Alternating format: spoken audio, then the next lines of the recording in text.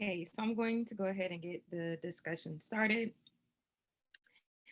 Since we don't have members that join us today because we've been on kind of a hiatus with the book club, but I just want to go through and summarize these last couple of chapters, chapter 8 through chapter 12 of Let Food Be Your Medicine, just so I can add it to our YouTube videos for anyone that was wondering what was included in these last four chapters.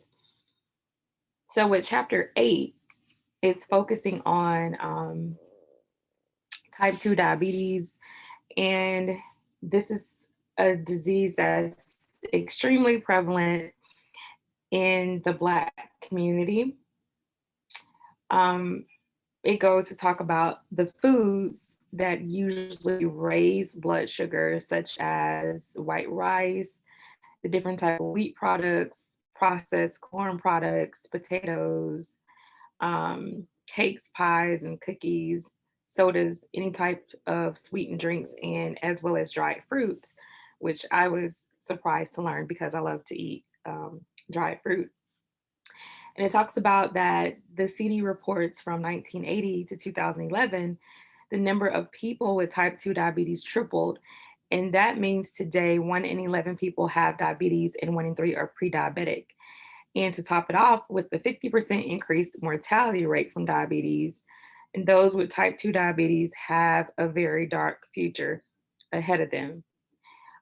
Diabetes also causes different types of complications, such as skin issues, eye issues, including diabetic retinopathy and blindness, neuropathy, which is nerve damage, foot issues that normally require some type of amputation, kidney disease, high blood pressure, stroke, as well as gastroparesis, heart disease, contributes to mental health issues as well as pregnancy issues. And he goes on to talk about foods that usually lower blood sugar, such as steel cut oatmeal, soluble fibers, seeds like flax, chia, salva, broccoli, cabbage, Brussels sprouts, olive oil, avocados, almonds, walnuts, and cashews, and dark green leafy vegetables like kale and spinach. And he talks about how um, type 2 diabetes actually increases the chance for dementia, actually between 2 to 3 times more likely. And those can be really constant concerns. And the longer you have it, the greater it is your risk for um, complications long term. But if caught early, it is definitely manageable and can be controlled. But the key, which actually links back to one of the stats that he gave earlier from the CDC, says about 70% of adults being overweight and over 35% being obese. Obesity rates have doubled among adults and children and tripled among adolescents. So he's saying that the diabetes epidemic is following the obesity epidemic. Um, he talks about his patients that they come into contact with, saying if they've had diabetes less than the type 2 diabetes less than 10 years and are not um, heavily or seriously overweight, they can usually reverse it for the most part. This I know to be true because I've had two family members that actually reversed their type 2 diabetes by changing their diets. And once they changed their diets and they lost the weight, they did not have to take insulin anymore. So it's definitely something that can be reversed. And the three things that he talks about is losing the belly fat, controlling your diet, and actually exercising regularly. That will help to reverse the type 2 diabetes. He basically calls diabetes a choice disease because it can be attributed to bad food choices, bad beverage choices, and bad exercise choices, and that we can all choose to change what we consume, which can allow for the reversal of the disease. Um, so I think that's very important, um, especially in our community when type 2 diabetes is something that is very prevalent, that we should make sure that uh, we are watching those things. And we're one of those countries that, the United States and Western countries die from what they call diseases of affluence. And we have the highest rates of heart diseases, cancers, and diabetes. And these are diseases that typically come as a result of our wealth and food choices. So that's something that is pretty interesting. So moving on to chapter 9. Chapter 9 focuses on cancer. And the author talks about how cancer is ranked as the second highest cause of death in the United States, according to the CDC. And in descending order, these are the most common cancers: skin, lung, prostate, breast, colon, kidney, and bladder. It says that means that 1 in 4 deaths in America from cancer is most likely in one of these 7 areas, and that's at a rate of more than 1 death per minute. The biggest thing with cancer is prevention. Prevention is always the goal. It saves lives, it saves money, time, prevents the loss of those close to us, job loss, resources, and pretty much a lot of other things. Um, I'm pretty sure that most people, if you're watching this, you know someone that has been diagnosed with cancer or that has died from cancer. I do have family members that have died from cancer. But the American Cancer Society points out that these are the P's preventable. A third of cancer deaths are caused by tobacco smoking. Another third of the cancer cases are related to overweight or obesity, physical inactivity, and or poor nutrition. More than 3 million skin cancer cases per year in the United States are from excessive sun exposure or indoor tanning. Okay. But with prevention, these are personal level choices. And as the author states, we have to decide how we want to live tomorrow so that it is not too late. Okay. Um, the direct medical cost for cancer in the United States is at around $90 billion per year. That is a lot of money. And the author feels that it's going to take a generation of people who are sick of being sick and that decide to fight back by doing what it takes to get healthy, be healthy, and remain healthy in order to turn that around. So he lists the foods that actually feed cancer. And at the top of the list is sugar. Sugar, okay? Then polyunsaturated fats, trans fats, wheat, corn, white rice, alcohol, refined processed foods, crackers, bagels, most cereals and chips, and also excessive animal protein. With most cancers that are discovered at stage 1 or stage 2 levels, those are normally treatable, very treatable and very curable, which is encouraging news. Um, and he says the best place to start is to change your diet.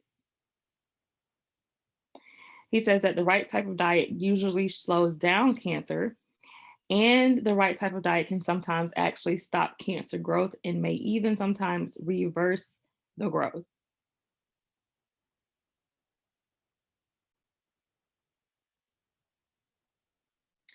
And as stated before, it's saying that the primary source of food for cancer is sugar. And that's because most cancers are glycolytic, and that means that feeds off sugar. And the cancer thrives on the sugars we have in our bodies, and the typical foods we eat are full of sugar. And that even healthy breads, good fruits, beans, yogurt, and juice carrots all effectively feed the cancers that people are trying to kill. And the second biggest source of food for cancer is protein. The cancer feeds on animal proteins that we eat, and we typically consume those proteins that cancer patients love. Um, and thinking about this and thinking about when we talked about Dr. Sebi before, and he was always advocating for a plant-based diet, and this actually makes sense when it comes to um, and reversing cancer. If the cancer is the top two foods that it feeds on, top two things is sugar and uh, the red meat, the protein. It would make sense that you would starve the cancer of those foods, concentrating on a plant based diet. Okay, so let's talk about chapter 10. And chapter 10 focuses on dementia and Alzheimer's. And it says, medically speaking, there are more than 100 different types of dementia, with Alzheimer's by far the most common. The Alzheimer Association reports that 1 in 3 senior citizens will die from Alzheimer's or another form of dementia, and that Alzheimer's is now the sixth leading cause of death in the United States. Interestingly, most or almost 2/3 of the victims are women. It says there is no known cure and no way to prevent dementia, but the Mayo Clinic says it may be beneficial to engage in the following: and keeping your mind active. Mentally stimulating activities such as puzzles and word games and memory training may delay the onset of dementia and help decrease its effects. Be physically and socially active. Physical activity and social interaction may delay the onset of dementia and reduce its symptoms. Quit smoking. Some studies have shown smoking in middle age and older may increase your risk of dementia and blood vessel or vascular conditions. Quitting smoking may reduce your risk. Lower your blood sugar. High blood pressure may lead to a higher risk of some types of dementia. More research is needed to determine whether treating high blood pressure may reduce the risk of dementia. Pursue education. People who have spent more time in formal education appear to have a lower incidence of mental decline, even when they have brain abnormalities. Researchers believe that education may help your brain develop a strong nerve cell network that compensates for nerve cell damage caused by Alzheimer's disease. Maintain a healthy diet. Eating a healthy diet is important for many reasons. A diet rich in fruits, vegetables, and omega-3 fatty acids, commonly found in certain fish and nuts, may promote overall health and lower your risk of developing dementia. Okay. Um, some of the factors, including sleeping 7 to 8 hours a night, meditating twice a day to reduce stress, exercising 30 minutes a day for 4 to 6 times a week, improving oral hygiene with an electric flosser and an electric toothbrush, and reinstating hormone replacement therapy. Okay. So these are also some things that can help with fighting dementia. And he also goes on to talk about there's a specific modified Mediterranean diet that helps with um, the issue of dementia.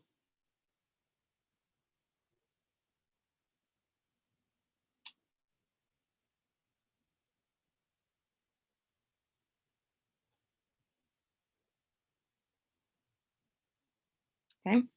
So yes, this is a very real issue. I do currently have a family member that is dealing with the early onset of Alzheimer's. Um,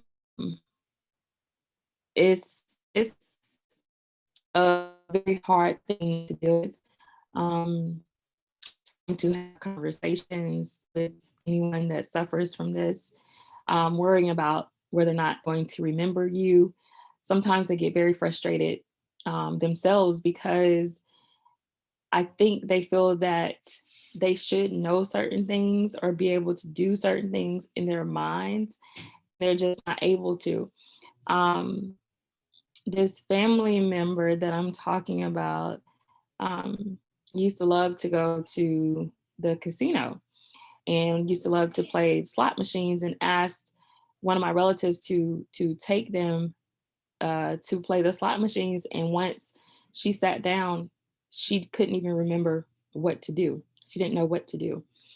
Um, Sometimes in conversations with her, she will keep repeating things because she doesn't remember that she just told you that same thing 5 minutes ago. So it can be very frustrating for them and very for them as well to have to deal with. So yes, I think we should all try to make sure that we maintain a healthy lifestyle so that we have less of a risk of developing these types of issues later in life.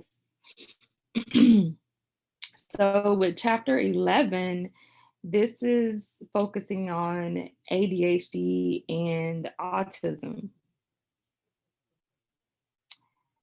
And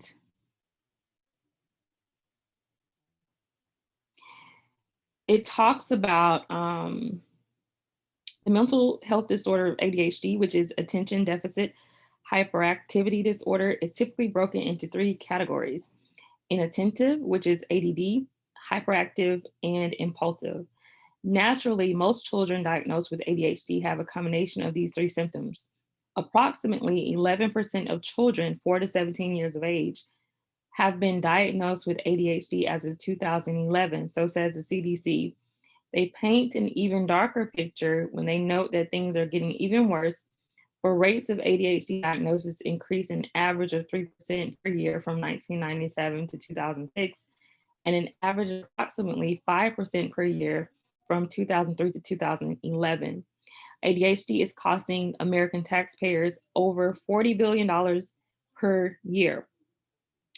The author states that the over medication or under medication of children is a debate that will never, no doubt, never end. Most children who get on the modified Mediterranean diet and cut out wheat, corn, sugar, and processed foods, as well as rotate dairy every 4 days, usually have a marked improvement. And one of the biggest cravings that children with ADHD and autism have is actually pizza, which is interesting. But he lists other foods that contribute to ADHD and autism, which is artificial food coloring. And when you think about how much those are included in pretty much anything that deals with children's foods, especially cereal, that's very alarming. Food additives and preservatives, sugars and artificial sweeteners, caffeine, coffee, sodas, energy drinks, MSG in potato chips, frozen dinners, cold cuts, gravies, ranch dressing, salty flavored snacks, and many fast foods, as well as trans fats in margarine, cake icing, donuts, biscuit mix, and gluten, which includes wheat, rye, and barley.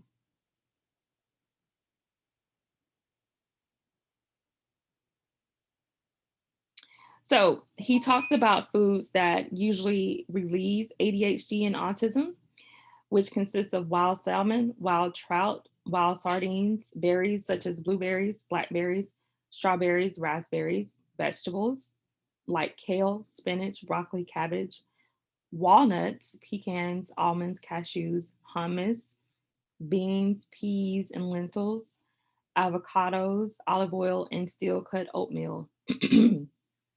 He talks about how some of his young patients are still on Ritalin, but when they modify their diets, they're often able to reduce or come completely off of the Ritalin within a few months. And he says that that is the benefit of reducing or eliminating the inflammatory foods, because inflammatory foods um, actually aggravate ADHD and autism in children.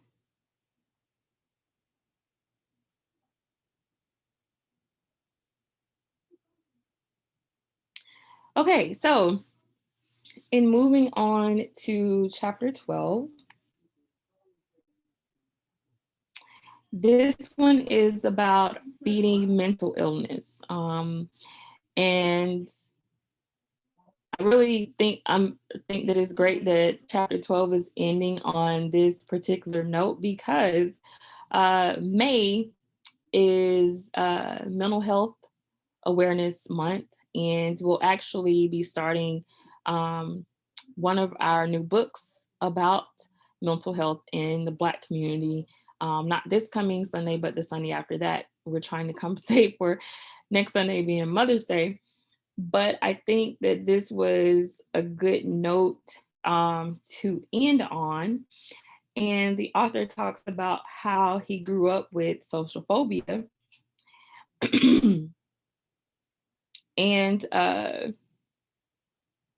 how he would panic sometimes about different things. And according to the ADAA, which is the Anxiety and Depression Association of America, um, these disorders are very common and affect countless people every single day. So specific phobias, 8.7% of the US population suffer from. Social anxiety disorder, 6.8%.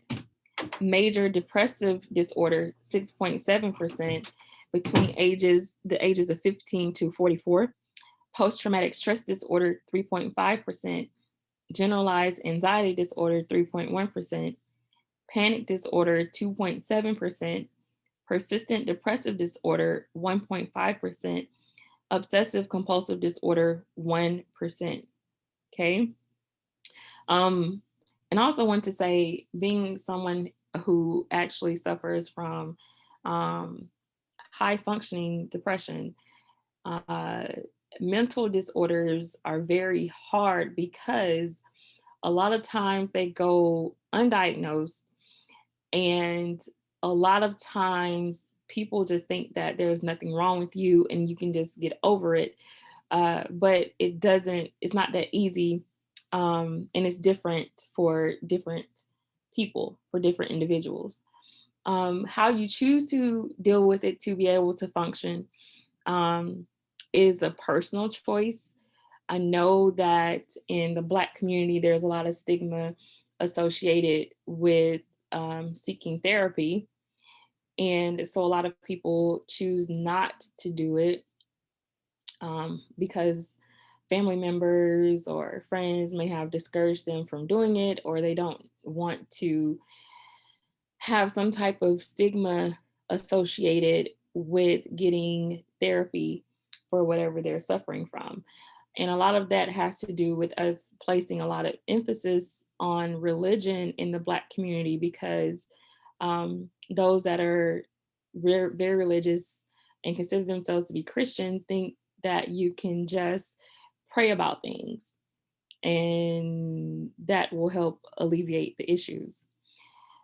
So when it talks about mental illness, it says some mental illness is inherited, some is programmed into us by learning distortional thought patterns from dysfunctional family members, and some is triggered by emotional or physical trauma.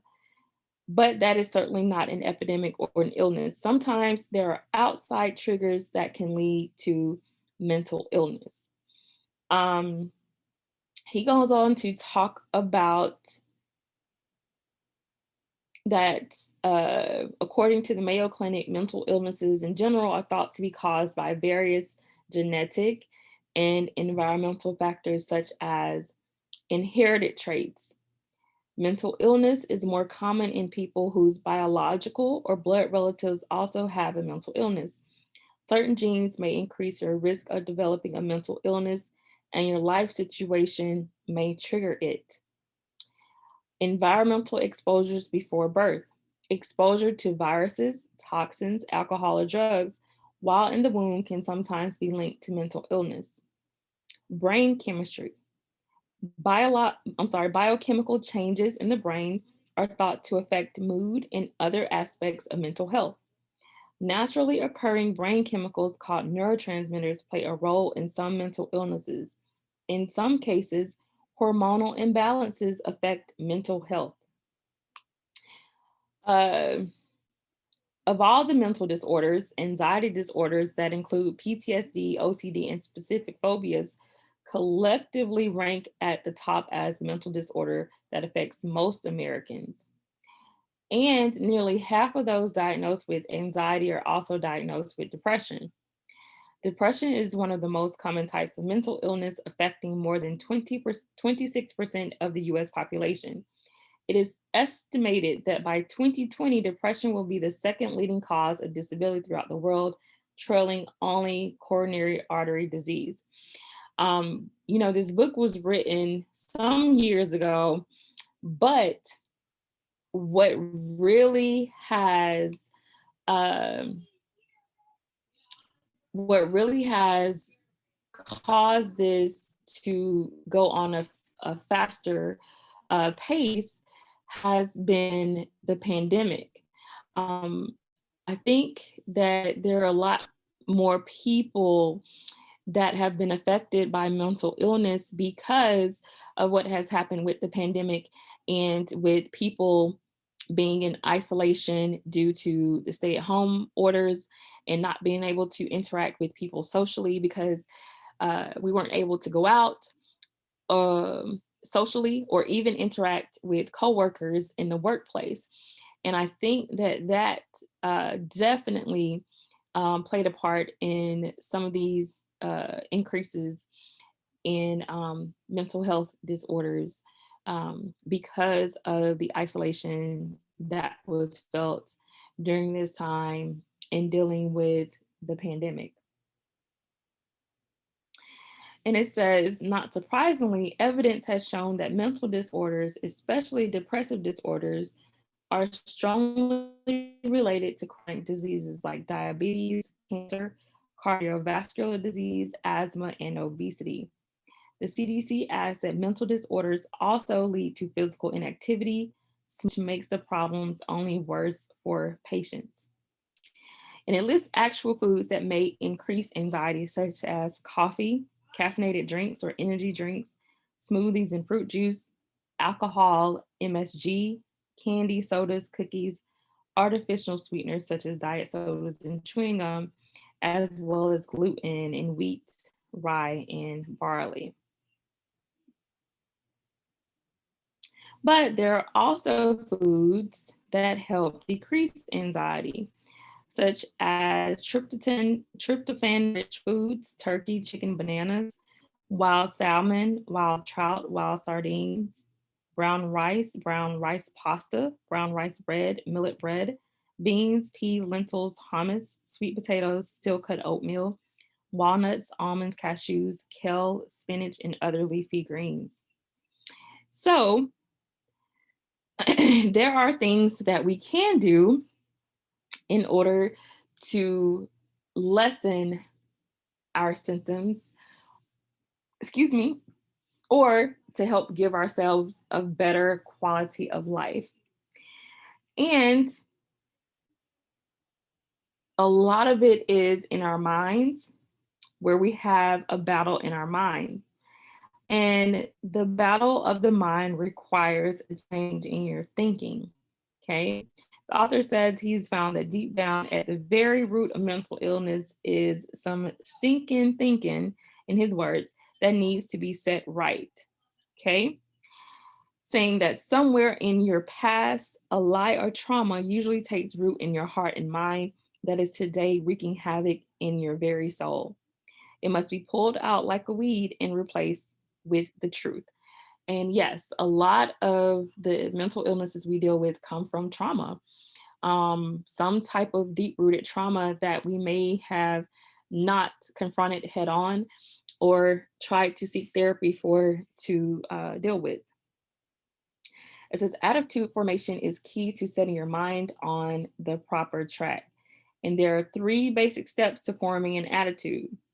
Step number one, input. Everything since birth is used by your subconscious mind as input from which attitudes are formed.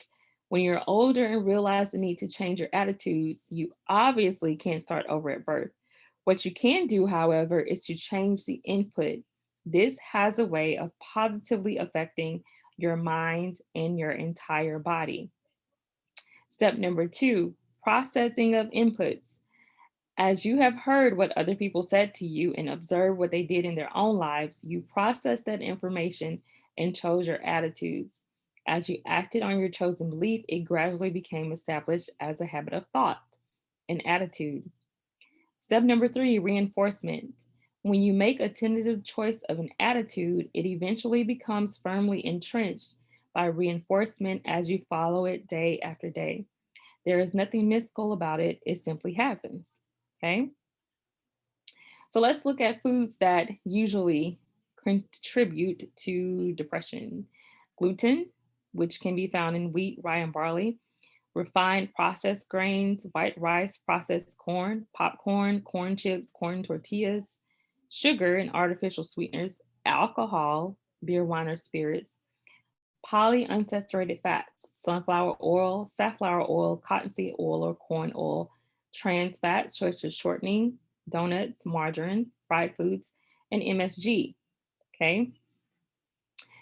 So, changing a habit of action or thought is not simple or necessarily quick, but it's certainly possible. Okay. So, some of the things that we have to do is change our thought process about the things that we consume. And not just talking about food, but whether it's the things we consume in our everyday lives, uh, whether it be toxic relationships, toxic friendships, toxic family members, the things that we consume as far as media, what type of movies are we watching, what things are we reading, what are we digesting in our social media feeds. Because uh, as we work on changing our attitude, we have to remember that attitudes operate on three levels: thought, speech, and behavior. What you fill your mind with is eventually translated into the words you speak, and then your words are put into action. For example, he has a statement that says, sow a thought, reap an action. Sow an action, reap a habit. Sow a habit, reap character, and sow character, reap a destiny. Okay. So if we want to change our attitude, we must change the way we think. We must be aware of what goes on in our heads. And however, we have to focus on that before we can change it. Okay. Whenever you catch yourself thinking a lie that feeds your mental illness, stop and tell yourself the truth. The important thing to do is to break the automatic negative thought pattern. It will take some time, so you'll definitely have to work on it.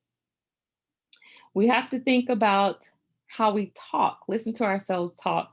How often do you use negative words? How often do you express doubt that you will break free? You need to write out some positive words to use the next time the chance arises, and be sure these words express the attitude you want to adopt. If you practice long enough, you remember the positive words when you need them. Okay. And it also points out some foods that may relieve depression, such as dark chocolate, low in sugar, green tea, berries such as blueberries, blackberries, strawberries, and raspberries, wild salmon, wild trout, wild sardines, and foods that are high in tryptophan, such as turkey, chicken, and bananas. So, in the battle of your diet is going to require change as well. He says, with mental illness, I have seen many patients who crave foods that inflame the brain, which usually fuels the mental illness. So we have to be very careful with the things that we are putting into our bodies as well. The things we're consuming that goes directly to our brains, and things we're consuming that we're ingesting as food as well. So, mental illness, like any sickness, is far more than just treating symptoms. There is a strong connection between good health in your gut and good health in your brain. So, we need to be aware of that. Okay, so that basically pretty much wraps up Let Food Be Your Medicine.